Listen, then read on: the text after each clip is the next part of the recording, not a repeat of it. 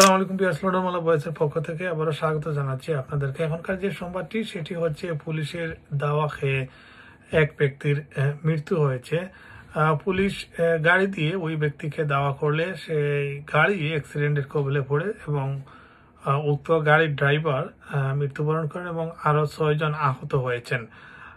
সেই সংবাদটি আজকে ব্রিটেনের প্রধান প্রধান সংবাদ মাধ্যমগুলিতে এসেছে এবং সেখানে যেটি বলা হয়েছে সন্দেহভাজন ব্যক্তিদেরকে পুলিশ দাওয়া করে এবং দাওয়া করলে এক পর্যায়ে সেই গাড়িটি অ্যাক্সিডেন্টের বা দুর্ঘটনার শিকার হয়। সেখানে 63 বছর বয়সী ড্রাইভারের মৃত্যু হয় এবং ওই গাড়ি থেকে আরো 2 জনকে গ্রেপ্তার করা হয়, যাদের বয়স একজনের বয়স হচ্ছে বা 2 জনের বয়স বলা হচ্ছে যে 61 বছর।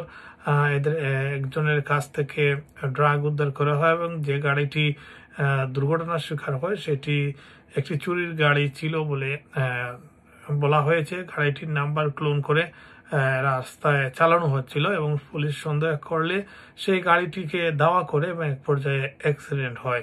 সেই সংবাদটি বিবিসি থেকে আমরা নিয়েছি, একটু পড়ে শোনাবো আপনাদেরকে। এখানে বলা হয়েছে যে লন্ডনের দক্ষিণ ক্রয়ডনে পুলিশের দাওয়ার মুখে থাকা একটি গাড়ি দুর্ঘটনার কবলে পড়ে এক ব্যক্তির মৃত্যু হয়েছে এবং আরও 6 জন আহত হয়েছেন। আহতদের মধ্যে আরও একজনের অবস্থা আশঙ্কাজনক। আর ঘটনাটি ঘটে শুক্রবার 9টার কিছু সময় পরে স্থানীয় উইকম রোডে শার্লি রোড সংলগ্ন এলাকায় এই দুর্ঘটনাটি ঘটে। মেট পুলিশ জানিয়েছে যে নিহত ব্যক্তির বয়স হচ্ছে 63 বছর। তিনি সন্দেহজনকভাবে নকল ক্লোন নাম্বার প্লেট যুক্ত গাড়ি চালাচ্ছিলেন।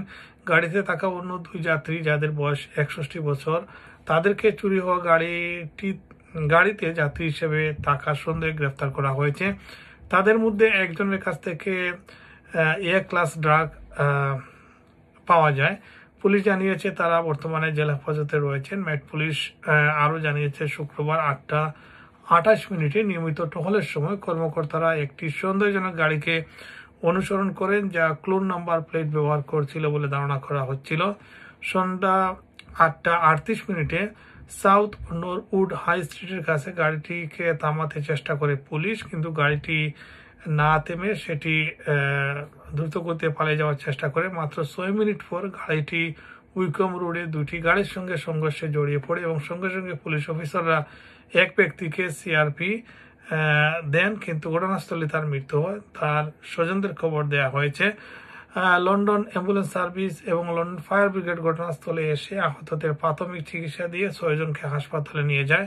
তাদের মধ্যে একজনের অবস্থা গুরুতর এবং জীবননাশের ঝুঁকি রয়েছে বলে জানিয়েছে পুলিশ।